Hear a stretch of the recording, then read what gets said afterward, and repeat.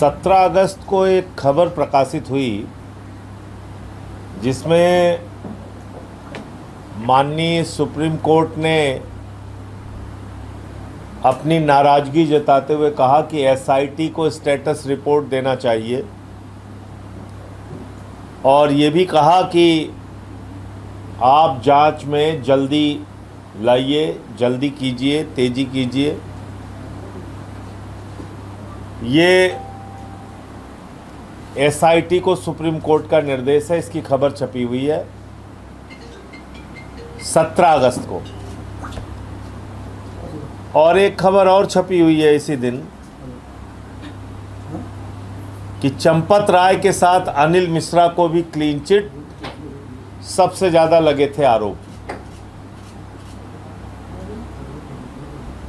मतलब जब supreme court निगरानी कर रहा है एसआईटी की,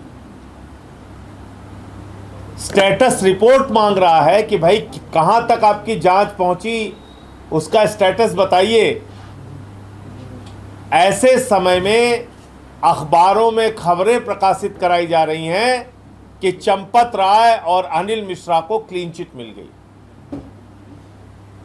यानी कि चढ़ावे चोरी और चंदा चोरी के मुख्य आरोपियों को पूरी तरीके से क्लीन चिट मिल गई। अब यह मामला क्या है? यह मामला है, एक एसआईटी बनी थी पूर्व में जिसमें विजय पंत जी, विजय विश्व पंत शायद नाम उनका, विश्वास पंत, विजय विश्वास पंत जी अध्यक्ष थे उस एसआईटी के। और उस एसआईटी की एक रिपोर्ट लीक हुई थी। वो रिपोर्ट की कॉपी हमारे पास है और इसमें पन्ना नंबर 6 गायब हो गया था। पत्रकारों के पास सब था लेकिन पेज नंबर 6 गायब था। आज वो मैं पेज नंबर 6 आपके सामने पढ़ने जा रहा हूं। वो पेज नंबर 6 भी मिल गया है और ये रिपोर्ट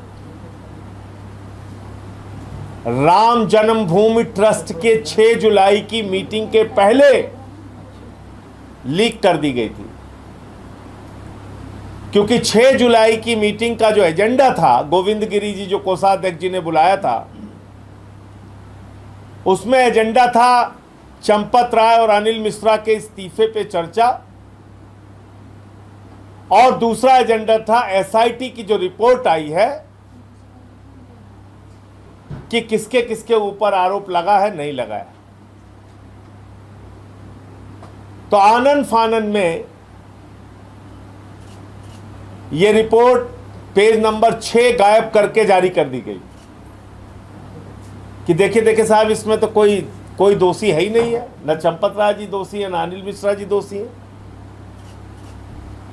क्योंकि उनको भरोसा था कि राम जन्मभूमि ट्रस्ट जो मीटिंग करने जा रहा है, हो सकता है हमारे इस्तीफे को अस्वीकार कर दे और चंपत राय और अनिल मिश्रा दोबारा आ जाए।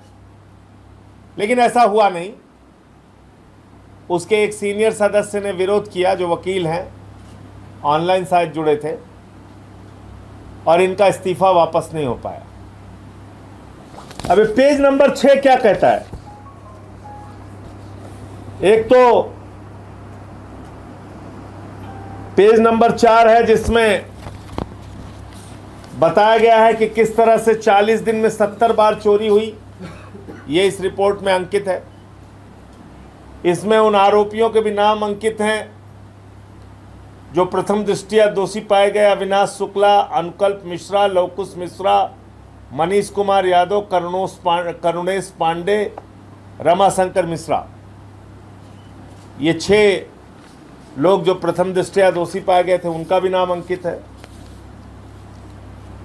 और इसमें यह भी लिखा हुआ है कि करीब करीब 81 लाख रुपए की बरामदगी हुई। इसकी डिटेल आपको पेज नंबर 5 पे मिल जाएगी। और पेज नंबर 6 जो गायब पेज है, वो ये पेज नंबर है।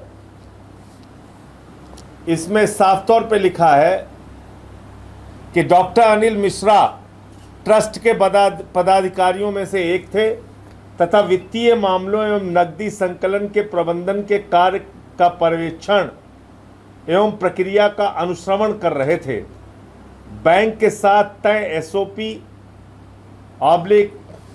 सहमति बिंदु तैयार करने में श्री मिश्रा ट्रस्ट के प्रतिनिधि थे। उनकी भूमिका महत्वपूर्ण थी क्योंकि एसओपी ढांचा तथा बैंक के साथ समन्वय धनराशि एवं गणना व्यवस्था के प्रत्यक्ष रूप से संबंधित थे। तलाशी न किए जाने का विषय भी उन्हें आंतरिक माध्यमों से अवगत कराया गया था। इसके बावजूद तलाशी व्यवस्था लागू कराने हेतु कोई प्रभावी लिखित निर्देश जारी नहीं किया गया। इसी प्रकार बायोमेट्रिक उपस्थिति, निर्धारित वेशभूषा, निजी वस्तुओं पर प्रतिबंध, हुंडीवार गणना, मूल्य वर्गवार अभिलेखीकरण एवं दैनिक प्रतिवेदन व्यवस्था को लागू कराने हेतु कोई भी प्रभावी सुधारात्मक आदेश जारी नहीं किए गए। श्री मिश्रा तलाशी हेतु पूर्व निर्धारित व्यवस्था को शिथिल करने के भी उत्तरदायी हैं। श्री मिश्रा चढ़ावे की चोरी हो जाए इसके लिए कोई कदम ना उठाया जाए, जो नियम बनाए गए उसका पालन ना किया जाए, उस पूरी व्यवस्था को शिथिल किया जाए, इसके लिए सीधे तौर पे दोषी हैं। ये पेज नंबर 6 में लिखा हुआ है। एसआईटी की पहली जो रिपोर्ट थी, या तो वो सामने आके इसको मना करे कि ये झूठी रिपोर्ट है, ये झूठा पन्ना है, क्योंकि ये पन्ना बदलवाया गया। मैं आपको बता रहा हूं, आगे रिपोर्ट चेंज कराई गई। ये पेज नंबर 6 परिवर्तित कराया गया। आगे और मैं पढ़ रहा हूं। बैंक एवं ट्रस्ट द्वारा गणना प्रक्रिया के संबंध में जो एसओपी बनी थी, ट्रस्ट की तरफ से इसके सूत्रधार डॉक्टर अनिल मिश्रा थे। ट्रस्ट के सदस्य होने के नाते उनका उत्तरदायित्व तो था कि जो एसओपी उनके स्तर से जारी की गई थी उसका प्रभावी क्रियान्वयन कराने में सतत अनुश्रवण करते एवं इस दिशा में सक्रिय भूमिका निभाते। डॉक्टर अनिल मिश्रा इन दायित्वों के प्रति उदासीन रहे, जिससे चोरी गबन की घटना होने की परिस्थिति उत्पन्न हुई। यह भी पेज नंबर 6 में लिखा हुआ है। तो जो व्यक्ति साफ साफ दोषी है पहली रिपोर्ट में ही, उसको क्लीन चिट कैसे मिल सकती है? सारे चढ़ावे चोरी का जो सूत्रधार है डॉक्टर अनिल मिश्रा, चंपत राय, उनको क्लीन चिट कैसे मिल सकती है? और आगे आइए, 7वां पेज। इसमें और बातें लिखी हुई, मैं लास्ट खाली एक लाइन पढ़ रहा हूं। ट्रस्ट कार्मिकों पदाधिकारियों द्वारा इसका संज्ञान नहीं लिया गया और गणना कार्मिकों का निर्धारित वेशभूषा में न आना चोरी गमन में सहायक सिद्ध हुआ। इस गंभीर चूक के लिए गणना प्रबंधन प्रक्रिया में क्रियान्वयन, पर्यवेक्षण एवं अनुश्रवण का दायित्व निभाने वाले सभी ट्रस्ट कर्मी पदाधिकारी उत्तरदायी हैं। ये चढ़ावे चोरी से संबंधित जो रिपोर्ट है, इसमें साफ तौर पे लिखा हुआ है सभी ट्रस्ट कर्मी और सभी पदाधिकारी जिम्मेदार हैं। तो उस पदाधिकारी में चंपत राय नहीं आते क्या? उस पदाधिकारी में अनिल मिश्रा नहीं आते क्या? जब इस रिपोर्ट ने सबको दोषी मान लिया, तो ये दोनों लोग कैसे दोषी नहीं हैं और कैसे इनको क्लीन चिट मिल सकती है? इसके साथ साथ 4 तरह की चोरी हुई है, मैं बार बार कह रहा हूं। चंदे में चोरी, चढ़ावे में चोरी, आभूषणों में चोरी, निर्माण कार्य में चोरी। 4 तरह की चोरी हुई है।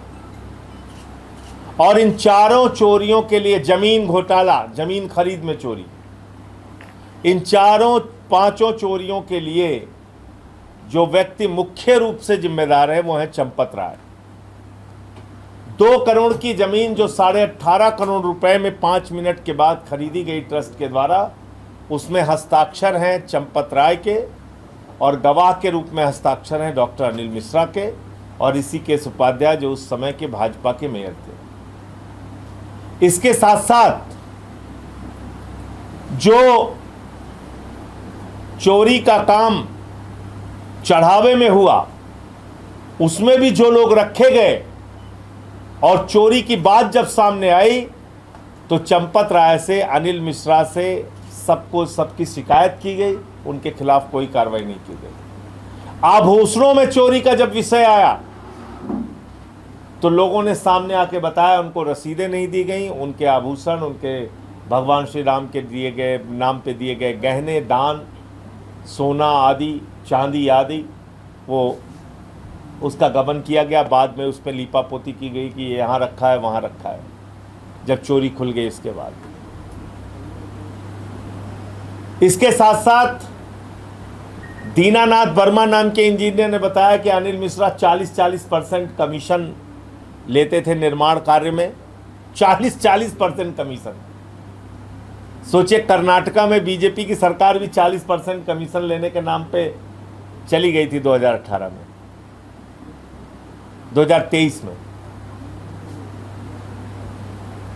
अब आप देखिए, उसको भी कहाँ इन्होंने किनारे कर दिया पता नहीं। महिपाल सिंह ने शिकायत की थी चढ़ावे चोरी की, चंपत राय जी से शिकायत की थी, उनको कहाँ किनारे कर दिया गया पता नहीं। तो जो मुख्य किरदार हैं, अगर उन्हीं को बचाया जाएगा